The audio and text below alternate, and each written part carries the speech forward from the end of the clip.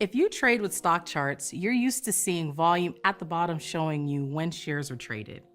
Volume profile is a technical indicator that shows you where or at what price volume occurred.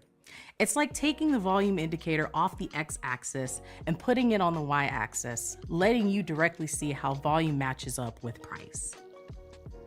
Analyzing patterns in these areas of supply and demand can help traders identify support, resistance, and potential buy and sell signals. I'm going to show you some of the ways traders find these signals for short-term stock trades using the thinkorswim desktop platform. Let's get started with an example of how to add the volume profile to a stock chart.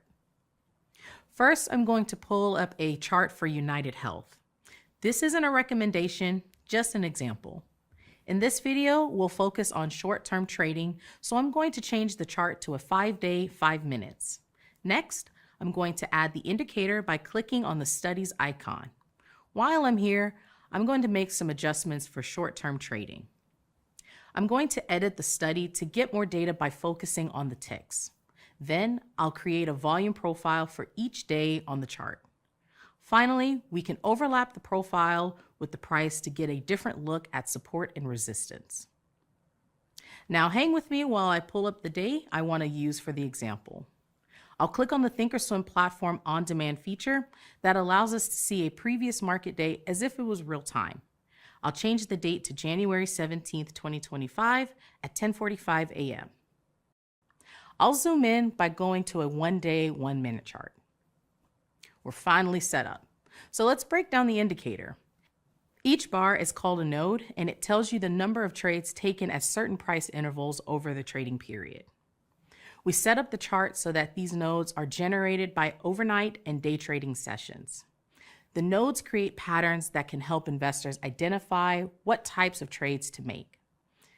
UNH is a symmetrical pattern because the bars have similar length and spacing above and below the red line. The red line is the point of control, or POC, which is the fair value price. This isn't the same as what fundamental analysts call fair value, but it's the price that has the most volume, suggesting it's the price that the majority of traders think is the best price for that time. The shaded space above and below the POC and between the two yellow lines is known as the value area. The default in the thinkorswim platform includes 70% of the trades. The upper yellow line is the high value line. When price is up here, the stock may be considered overvalued, which can act as resistance. The low value line suggests price is undervalued and may act as support. UNH rallied on the open, which is where the shading changes at the vertical line. The price ran up to the upper value line around 520 and appeared to bounce off resistance, which some traders see as a bearish signal. Traders expect the point of control to act as a magnet that pulls the price. When the price moves away from the POC, the expectation is that the price will eventually move back to it. Here's something to consider before we talk about our example trades. Many traders avoid the first hour of trading because it tends to be volatile as new orders pour in and are filled. Our example picks up about 75 minutes after the open. To take this hypothetical trade, we could short shares of UNH and set a target price at 515, which is the POC. The lower level of 508 could also be a target, although there's a lower likelihood of the price hitting it. We may also consider an exit above the high value point as a way to cut losses if the stock rallied. I'll move the time up an hour. UNH went the wrong way by rising to 521.85. A trader may close the trade here for a loss depending on their trading plan. Notice that POC is $3 higher at 518. It's important to remember that as the trading goes on, the POC and value areas will shift. However, that doesn't necessarily mean you have to change your targets. Moving forward again, UNH fell to the original POC at 515, which is one potential exit signal.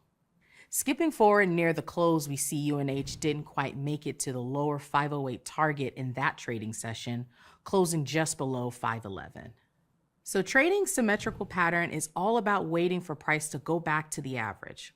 Of course, there's no guarantee that the price will revert, which brings us to some other volume profile patterns. I'll go to Tesla for a trending pattern. Once again, this is not a recommendation. The stock rallied in pre-market trading on January 15th, 2025, creating an uptrending P pattern. A bullish P pattern can occur when a stock rallies and then consolidates. The opposite is a bearish B pattern, where the stock may sell off and consolidate, making a small case B.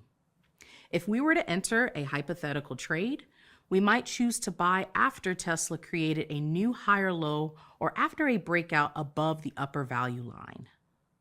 For potential exits, we could expand the chart to 5-day, 5 minutes to see potential resistance lines. We could also put some kind of loss exit around the lower value line. Tesla rallied throughout the day, causing the POC and value areas to move higher as well. It also moved past resistance set a couple of days ago. However, if we didn't plan an exit, we may have given up the gains the next day when the price fell again.